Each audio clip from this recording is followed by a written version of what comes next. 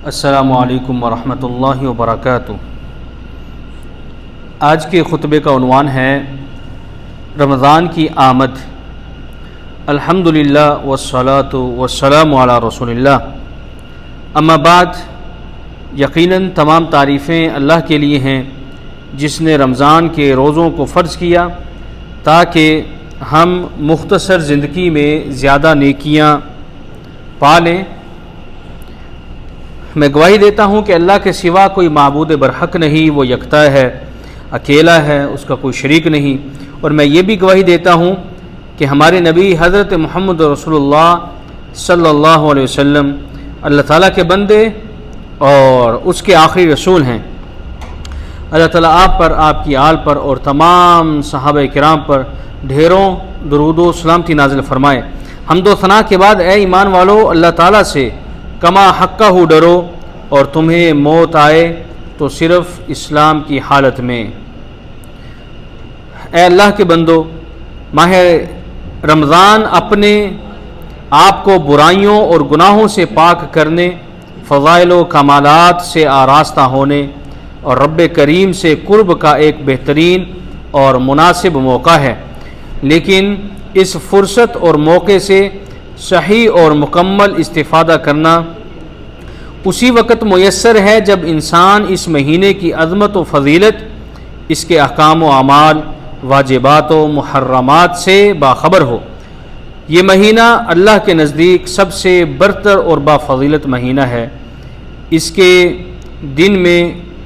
دن سب سے افضل دن، اس کی راتیں سب سے افضل راتیں، اور اس کے اوقات اور اس کے لمحات سب سے افضل اوقات و لمحات ہیں۔ ماہ رمضان برکتوں والا مہینہ ہے، اور اس ماہ کی عظمت کا اندازہ اس بات سے لگایا جا سکتا ہے کہ قرآن مقدس کا نزول اسی پاک مہینے میں ہوا۔ جب رمضان المبارک کا چاند نظر آتا تو آپ صلی اللہ علیہ وسلم فرماتے تھے کہ یہ چاند خیر و برکت کا ہے، یہ چاند خیر و برکت کا ہے۔ میں اس ذات پر ایمان رکھتا ہوں جس نے تجھے پیدا فرمایا ہے۔ حضرت جبریل علیہ السلام نے دعا کی کہ ہلاک ہو جائے وہ شخص جس کو رمضان کا مہینہ ملے اور وہ اپنی بخشش نہ کروا سکے، جس پر حضرت محمد رسول اللہ صلی اللہ علیہ وسلم نے ارشاد فرمایا آمین۔ حضرت جبریل علیہ السلام کی یہ دعا اور اس پر حضرت محمد صلی اللہ علیہ وسلم کا آمین کہنا، اس دعا سے ہمیں رمضان کی اہمیت کو سمجھنے میں کافی مدد ملتی ہے۔ روزہ وہ عظیم فریضہ ہے جس کو رب ذوالجلال نے اپنی طرف منسوب فرمایا ہے، اور قیامت کے دن رب تعالیٰ اس کا بدلہ اور اجر بغیر کسی واسطے کے بذات خود روزے دار کو عنایت فرمائیں گے۔ اللہ تعالیٰ نے اپنے بندوں کے لیے عبادت کے جتنے بھی طریقے بتائے ہیں ان میں کوئی نہ کوئی حکمت پوشیدہ ہے۔ نماز اللہ کے وصال کا ذریعہ ہے۔ اس میں بندہ اپنے معبود حقیقی سے گفتگو کرتا ہے، بعینہ ہی روزہ بھی اللہ تعالیٰ سے لو لگانے کا ایک ذریعہ ہے۔ حدیث مبارکہ میں ہے کہ رمضان اللہ کا مہینہ ہے، جس سے پتہ چلتا ہے کہ اس مبارک مہینے سے اللہ تعالیٰ کا خصوصی تعلق ہے، جس کی وجہ سے یہ مبارک مہینہ دوسرے مہینوں سے ممتاز اور اعلیٰ ہے۔ حضرت جابر بن عبداللہ رضی اللہ عنہ سے روایت ہے کہ رسول اللہ صلی اللہ علیہ وسلم کا فرمان ہے کہ میری امت کو ماہ رمضان میں 5 چیزیں ایسی عطا کی گئی ہیں جو مجھ سے پہلے کسی نبی کو عطا نہیں کی گئیں۔ پہلی یہ کہ جب رمضان کی پہلی رات ہوتی ہے تو اللہ تعالیٰ ان کی طرف رحمت کی نظر فرماتا ہے، اور جس کی طرف اللہ تعالیٰ نظر رحمت فرمائے اسے کبھی بھی عذاب نہ دے گا۔ دوسری یہ کہ شام کے وقت ان کے منہ کی بو جو بھوک کی وجہ سے ہوتی ہے اللہ تعالیٰ کے نزدیک مشک کی خوشبو سے بھی زیادہ بہتر ہے۔ تیسرا یہ کہ فرشتے ہر رات اور دن ان کے لیے مغفرت کی دعائیں کرتے رہتے ہیں۔ چوتھا یہ کہ اللہ تعالیٰ جنت کو حکم دیتے ہیں اور فرماتے ہیں میرے نیک بندوں کے لیے مزین ہو جا، ان قریب وہ دنیا کی مشقت سے میرے گھر اور کرم میں راحت پائیں گے۔ پانچواں یہ کہ جب رمضان کی آخری رات ہوتی ہے تو اللہ تعالیٰ سب کی مغفرت فرما دیتا ہے۔ رمضان کے اس مبارک ماہ کی ان تمام فضیلتوں کو دیکھتے ہوئے مسلمانوں کو اس مہینے میں عبادت کا خاص اہتمام کرنا چاہیے اور کوئی لمحہ ضائع اور بیکار جانے نہیں دینا چاہیے۔ اس ماہ مبارک میں ایسے انداز میں عبادت کو فرض کے طور پر متعین فرمایا گیا ہے کہ انسان اس عبادت کے ساتھ اپنی تمام ضروریات و حوائج میں بھی مصروف رہ سکتا ہے اور عین اسی خاص طریقہ عبادت میں بھی مشغول ہو سکتا ہے۔ ایسا خاص طریقہ اور اس کے اندر کی جانے والی عبادت جسے ہم روزہ کہتے ہیں، جسے اس ماہ میں فرض فرما دیا گیا ہے۔ روزہ ایک عجیب عبادت ہے کہ انسان روزہ رکھ کر اپنے ہر کام کو انجام دے سکتا ہے۔ روزہ رکھ کر صنعت و حرفت و تجارت و زیارت ہر کام بخوبی آسن کر سکتا ہے، اور پھر بڑی بات یہ ہے کہ ان کاموں میں مشغول ہونے کے وقت بھی روزے کی عبادت روزے دار سے بے تکلف خود بخود صادر ہوتی رہتی ہے، اور اس کو عبادت میں مشغولیت کا ثواب بھی ملتا رہتا ہے۔ نبی کریم صلی اللہ علیہ وسلم کا ارشاد ہے کہ جو شخص قصداً یعنی بلا کسی شرعی عذر کے ایک دن بھی رمضان کے روزے کو افطار کر دے تو غیر رمضان کے چاہے تمام عمر کے روزے رکھے اس کا بدل ادا نہیں ہو سکتا۔ روزہ اللہ تعالیٰ کا وہ بابرکت فریضہ ہے جس کو حق تعالیٰ نے اپنی طرف منسوخ فرمایا ہے، اور قیامت کے دن حق تعالیٰ اس کا بدلہ اور اجر بغیر کسی واسطے کے بذات خود روزے دار کو عنایت فرمائے گا۔ چنانچہ حدیث قدسی میں ارشاد ہے کہ روزہ میرے لیے ہے اور میں ہی صرف اس کا بدلہ دوں گا۔ نماز و روزہ سب عبادات اللہ تعالیٰ ہی کی ہیں، اسی کو راضی اور خوش کرنے کے لیے سب عبادات کی جاتی ہیں، مگر روزہ ایک عجیب خصوصیت اپنے اندر رکھتا ہے۔ وہ ریا اور دکھلاوے سے بالکل دور، چشم اغیار یعنی غیروں کی نظر سے پوشیدہ، سراپائے اخلاص اور بندہ و معبود کے درمیان ایک راز ہے، حتیٰ کہ اس کا علم بھی صحیح طور پر بجز روزے دار کے اور اس ذات اقدس کے جس کے لیے روزہ رکھا گیا ہے دوسرے شخص کو نہیں ہوتا، کیونکہ روزے کی کوئی ظاہری صورت اور محسوس حیت اور کیفیت نہیں ہوتی جس کی وجہ سے دیکھنے والوں کو اس کا ادراک اور علم ہو سکے، بخلاف دوسری عبادت کے کہ ان کی ایک ظاہری صورت بھی ہوتی ہے جس کے دیکھنے والے پر عبادت کا اظہار ہوتا ہے۔ جب روزہ ایک راز ہوتا ہے روزے دار اور اس کے درمیان میں، تو پھر اس کے بدلہ اور ثواب دینے میں بھی یہی مناسب تھا کہ خصوصی اور رازدارانہ طریقہ اختیار کیا جاتا جس کی اطلاع فرشتوں کو بھی نہیں دی گئی۔ چنانچہ اللہ تعالیٰ براہ راست بغیر کسی واسطے کے روزے دار کو اس کا بدلہ عطا فرمائیں گے۔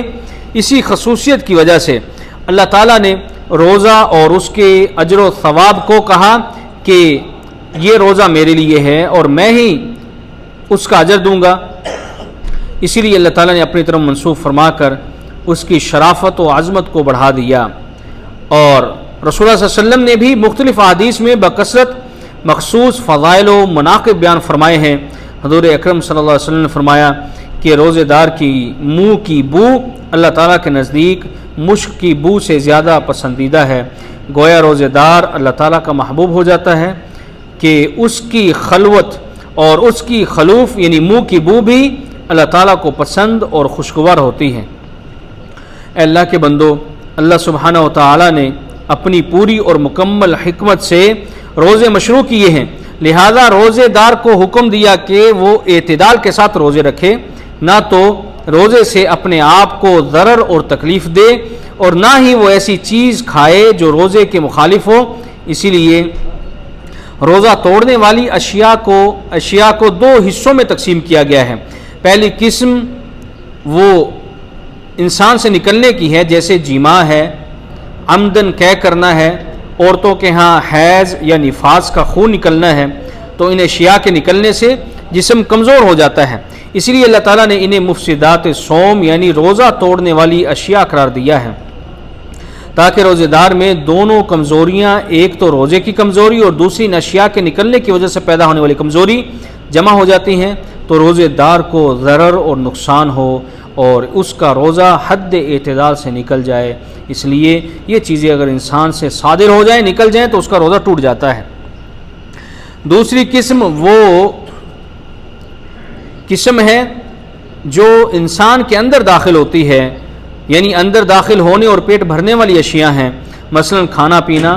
اس لیے اگر روزہ دار کھا پی لے تو روزے کی مطلوبہ حکمت کا حصول نہیں ہوتا۔ اللہ تعالیٰ نے اپنے مندرجہ ذیل فرمان میں روزہ توڑنے والی اشیاء کے اصول جمع کر دیے ہیں۔ اللہ فرماتے ہیں اب تمہیں ان سے مباشرت کرنے اور اللہ تعالیٰ کی طرف سے لکھی ہوئی چیز کو تلاش کرنے کی اجازت ہے، تم کھاتے پیتے رہو یہاں تک کہ صبح کا سفید دھاگا سیاہ دھاگے سے ظاہر ہو جائے، پھر رات تک روزے کو پورا کرو۔ تو اللہ تعالیٰ نے اس آیت میں روزہ توڑنے والی اشیاء کے اصول بیان فرمائے ہیں کہ جو کہ کھانا پینا اور جماع ہیں، اور روزہ توڑنے والی اشیاء کو نبی مکرم صلی اللہ علیہ وسلم نے اپنی سنت میں مکمل طور پر بیان فرمایا ہے۔ روزے کو فاسد کرنے اور توڑنے والی 7 اشیاء ہیں۔ جماع یعنی بیوی سے ہم بستری، مشت زنی، کھانا پینا، وہ اشیاء جو کھانے پینے کے معنی میں ہوں، سنگی وغیرہ لگوانے سے خون نکلنے کی بنا پر بھی، عمدن قے کرنے کی وجہ سے یعنی الٹی کرنے کی وجہ سے، اسی طرح عورت کا حیض اور نفاس کی وجہ سے خون نکلنا۔ ان میں پہلی چیز جماع ہے جو کہ روزہ والی اشیاء میں سب سے بڑی چیز ہے۔ لہذا جو بھی رمضان مبارک میں دن کے وقت عمدن اور اپنے اختیار سے جماع کرے کہ دونوں شرمگاہیں مل جائیں، یعنی میاں بیوی کی، اور کسی ایک میں غائب ہو جائے تو اس کا روزہ فاسد ہو جائے گا، چاہے انزال ہو یا نہ ہو، یعنی منی نکلی ہو یا نہ ہو، اسے اس کام پر اللہ تعالیٰ سے توبہ کرنی چاہیے اور اسے اس دن کا روزہ پورا کرنا ضروری ہے، اور اس کے ساتھ ساتھ اس روزے کی قضا بھی ہوگی اور اس پر کفارہ مغلظہ بھی ہوگا۔ اس کی دلیل مندرجہ ذیل حدیث ہے کہ جناب ابو ہریرہ رضی اللہ تعالیٰ عنہ بیان کرتے ہیں کہ ایک شخص رسول اکرم صلی اللہ علیہ وسلم کے پاس آیا اور کہنے لگا، اے اللہ کے رسول، میں تو ہلاک ہو گیا۔ نبی کریم صلی اللہ علیہ وسلم نے اسے پوچھا، کس چیز نے تجھے ہلاک کر دیا ہے؟ وہ کہنے لگا، میں رمضان میں روزے کی حالت میں اپنی بیوی سے جمع کر بیٹھا ہوں۔ نبی کریم صلی اللہ علیہ وسلم نے فرمایا، کیا تم غلام آزاد کر سکتے ہو؟ وہ کہنے لگا کہ میں اس کی استطاعت نہیں رکھتا۔ تو نبی کریم صلی اللہ علیہ وسلم نے فرمایا، کیا 2 مہینے کے مسلسل روزے رکھ سکتے ہو؟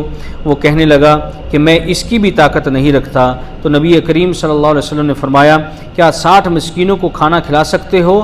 وہ کہنے لگا نہیں۔ یہ حدیث صحیح بخاری کی ہے اور صحیح مسلم میں بھی ہے۔ جماع کے وقت کسی بھی چیز سے روزہ ٹوٹنے پر کفارہ واجب نہیں ہوتا۔ اللہ تعالیٰ سے دعا ہے کہ وہ ہمیں رمضان مبارک کے تمام روزے رکھنے کی توفیق عطا فرمائے۔ مجھے اور آپ سب کو اللہ تعالیٰ کے ذکر حکیم سے مستفید ہونے کی توفیق عطا فرمائے اور ہمارے روزوں کو اپنی بارگاہ میں شرف قبولیت فرمائے۔ سبحان ربک رب العزت عما یصفون وسلام علی المرسلین والحمد للہ رب العالمین۔